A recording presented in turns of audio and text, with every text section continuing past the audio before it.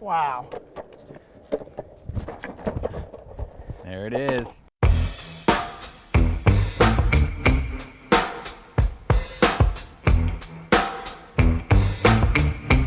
All right, so I'm here with Chico, and we're gonna get down to the bottom of this board thing that's happening here. That seems to be kind of not necessarily viral, but people are super stoked on what you've been doing. So here's a little quick backstory: is we're up at Fort Miley, which is just right up the way. Right when I walk up, the cop shows up and shuts us down, fully shuts us down. What's wild is that I was here, I don't know, maybe a couple years ago to film something, maybe a BS episode as well, and right when I got there, cop pulled up and shut us down. I haven't been here for 2 years. Same exact thing happens. These guys you were just skating there. I was just there, yeah, like 2 weeks ago. I was there for like 2 hours, filmed some stuff, took a nap, Dude. woke up. So if I ever show up to the spot here in Miley, I'm sorry, because the cops are probably gonna arrive. And I don't know, man, maybe I'm a magnet. Maybe they're following me, see? I think there's a fucking, you know, they're after me. It's so amazing to see some of the stuff that you're doing on that board. It's wild, and people are just getting hyped on it, which is really cool. So I was like, I got to get to the bottom of this. Okay.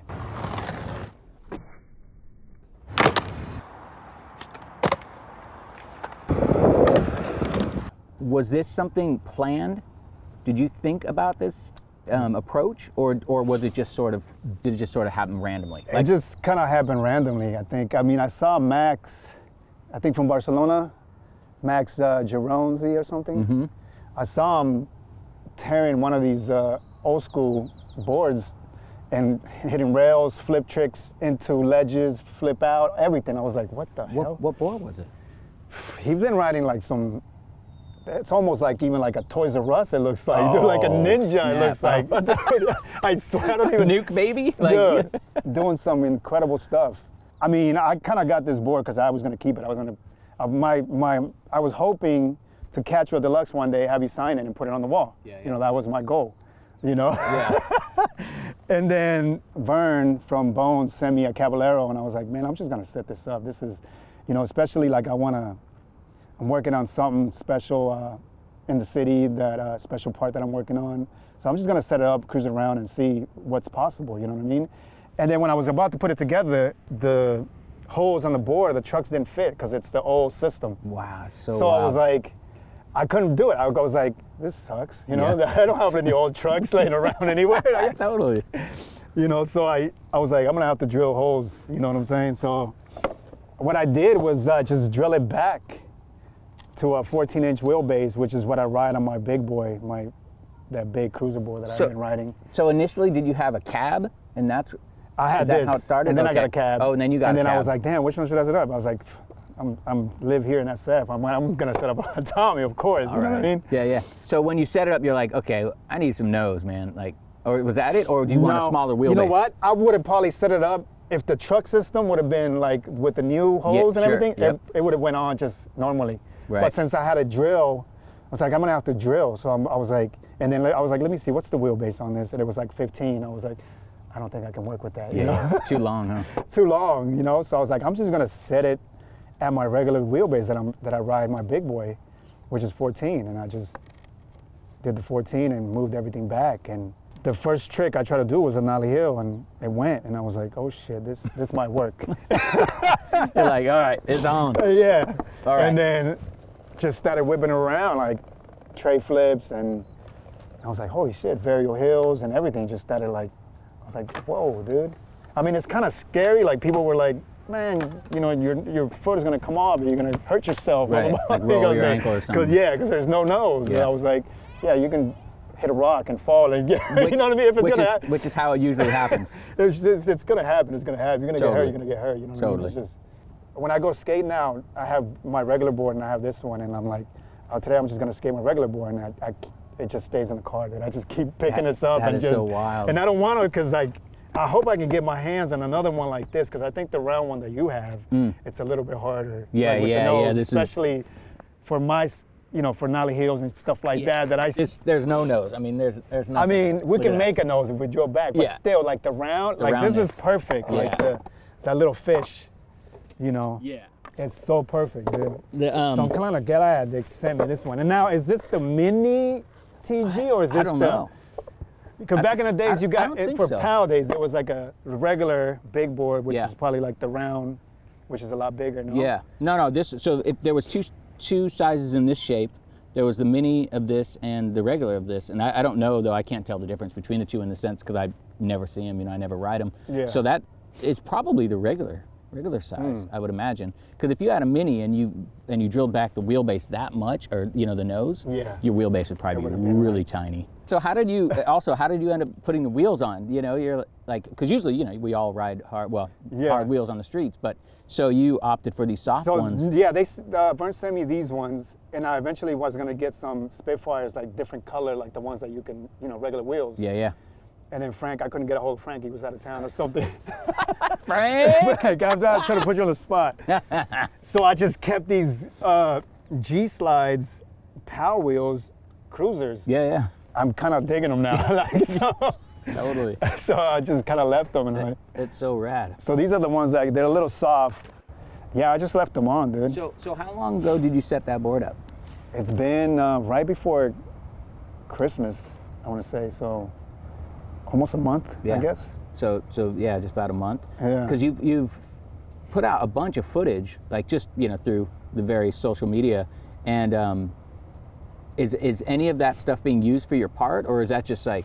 That's just for messing around. Yeah. I actually filmed some other stuff here at Miley that's gonna go in my part that I'm actually psyched on. Is it gonna all be on that board, or is I'm gonna have a little section. Okay, a little section with all that. Okay. Yeah, because I was wondering. I was like, I have my regular footage that I've been working on my big boy that I ride. Yeah. Is it difficult to go in between the two, like to switch back and forth? I rode the other one for a little bit the other day because I set up a new one, and no, I think I don't have no. Because these are so flat, and the tail and just everything about them. You stand on them, and they almost feel convex because they're so flat. Because we're so used to concave, Yeah. Like this thing feels flat, like a plank. Yeah. Which is a trip. sure. You're like, what the fuck is under my feet right now? And I think that's what I dig, just like how far you can take it. You know what I mean? I think that's what gets me stoked, especially when I found that big boy. That was like, I set that up as a cruiser also. Before I used to ride like whatever regular, like an 825. And then I set up that big boy 9, it's a 9-inch, to cruise around. This was after I got hurt. So kind of just to get my strength and get my balance back and everything like that. And then same thing, like when I started getting stronger, I just like did an ollie hill and it went. and then I started like just being a nerd about like, I guess, I started measuring like the wheelbase and everything, how long the board was and everything like that. And I was like, came to the conclusion like the trick is that wheelbase. Yeah. It's the trick too. So it's the wheelbase. It's the wheelbase, but don't maybe take that out. I don't want a lot of people to know. Secrets Yeah. secrets revealed here It's on revealed. BX. That's a trip. You're going to film a whole part on that thing, and what is the most difficult trick that you've done on it? Like that you would say is most difficult for you? The hardest I think laser, and then maybe nollie, backside 360 flip. That I filmed. Really? Yeah. At Miley? At Miley. Over the hip? Over the hip. Dude, on that thing? On that. See, so then you start to think about, what, is it all in our heads? Are we all like, because you know how people, dude, the board's like 8.24, 8.28, It's all in. It's fucking bullshit. Yeah. Right? I think so, dude. I mean. I think mind over matter. I think people can ride anything if they really want. Yeah, straight up. Let me ask you this. You don't have a sponsor right now, right? Board sponsor. No. Because you quit. Yeah. Chocolate, right? Yeah. Why? Or should we not get into it? No, we can get into it. I mean, I feel like it was just time. Yeah. It was just time. After I moved to the city, I felt like the connection got kind of lost.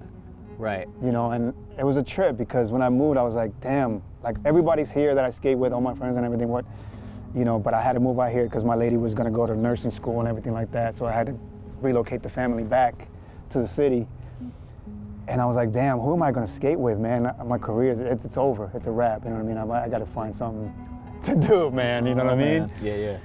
And I just started getting into my own little groove, man, and skating and just going to the park and just you know, we get older, we have families and everything. I got to pick up the kids, so sometimes I don't even like making plans with people because I'm just gonna leave. You know what I mean? I'll be skating with you, and I got a jet. Yeah. I got to go. You know what I'm saying? So, I mean, I feel like the communication got lost, you know, after 24 years, and I feel like they weren't doing anything for me, you know, that I can't do for myself in this time and age. You know what I'm saying? And Yeah. it's just like, I didn't want to wake up 3-4 years from now and still be in that same position, basically, you know. Yeah. So I was like, and what I had to realize, I was like, this might be it for me, you know what I mean? This might be it. So once I sunk that inside of me, like I was like, it was easy to make the decision, you know what I mean? Yeah. So I'm happy with the career that I had, you know what I mean? I had blessed to have such a great career, you know, and travel and do the things that I did, but Yeah, no, I mean, I totally understand it. Like when we retired, you know, me and Jim, same kind of thing. You kind of know, you know, when it's time. I mean, it's a real hard decision because we're skaters and we identify as skaters and we'll always be skaters no matter what. And that aspect of skateboarding that we were part of, being a professional, not only was it a living in your income and how you, but it's also how you identified yourself. Yeah. Which is difficult when you remove yourself from that position. Like I had a really difficult time with it in that transition because it was my identity. You know, luckily for me, I had music. Otherwise, I would have fucking lost my mind for sure. Yeah. So you know, it's a really hard decision. But I mean, it sounds like you made a great call. But the thing is, the truth is, what you've been doing has really kind of put you on radar. Like you're like everyone's like, what's Chico up to, man? What's up with that board? He's killing it on that thing? Like I'm getting like it's what's funny is, which is it's actually kind of stupid, is that I'm getting just as much sort of feedback as you are on the thing because you're riding the board. So everyone tags me every time they like, Chico's killing it on the Tommy board, and I'm like, I ain't doing shit. I'm probably, you know, sitting around like going, what's happening, you know? But so it's really. I think I'm just having a lot more fun with skateboarding nowadays. The pressure's kind of off. Don't have to really like. You got to film this. You got to do this. You got to do ads. You got to do this. You know what I mean? I'm enjoying like skateboarding more than I ever did because I feel like we took it for granted when we were younger. Yeah. You know, we thought we were the shit, whatever. You know what I mean? Like. Thought it was never gonna end, you know what I mean? So I feel like I'm enjoying it way more now. Like I want to go skate, especially riding these boards and stuff. Like I want to see what else I can do. It's like, you know, like when we started skateboarding, you know what I mean? Like you just wanted to be out there and see what else you can do, what else, you know. Well, it's an interesting approach because you're challenging yourself once again. I mean, like you used to, like, right? I mean, when you first start skating, you're challenging yourself, man. Yeah, Can I do that? Can I fucking pull it? Yeah. You know, you just go for it. But you get to a certain point where as you get older too, there are different challenges, right? So what's interesting is like Mark, is it's like making it harder on yourself to skate and to do the tricks that you do.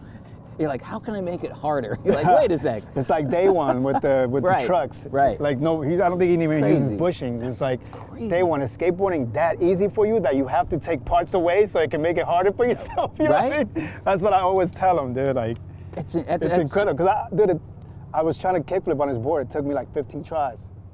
Wheel bite. You know what I mean? Matt Rod is the same. I try to stand on his board and it's not even like standing on a skateboard. Yeah. It's wild. Just seeing how you're challenging yourself and you're having fun on this board has been really neat. I think a lot of people are sparked by it because I see a lot on social media. People are like, dude, I got to get me one on a board. It looks so fun, you know. And I think you're inspiring a lot of people by you know, just doing what you do. Yeah. It's really cool. I mean, you're kind of having a renaissance right now, you know, like because like you said, the pressure's off. It's not what you have to do anymore. It's not, exactly. You don't have that pressure. It's not, you know, you don't have. I'm having so much fun. That responsibility because you're like surfing, skating, going snowboarding, you know what I mean, whatever, you know what I mean? Yeah. Having fun though. Having fun. Because that's what it's all about.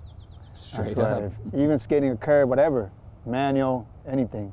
Doesn't matter. Just grab your board and just roll around, and you know what I mean? That's all you need to do. That's it. That's it, huh? Nothing more needs to even be said, really. That could be the whole show right there. That sentence. Cool. Thank you, man. Dude, I appreciate it. Right on. It's so rad.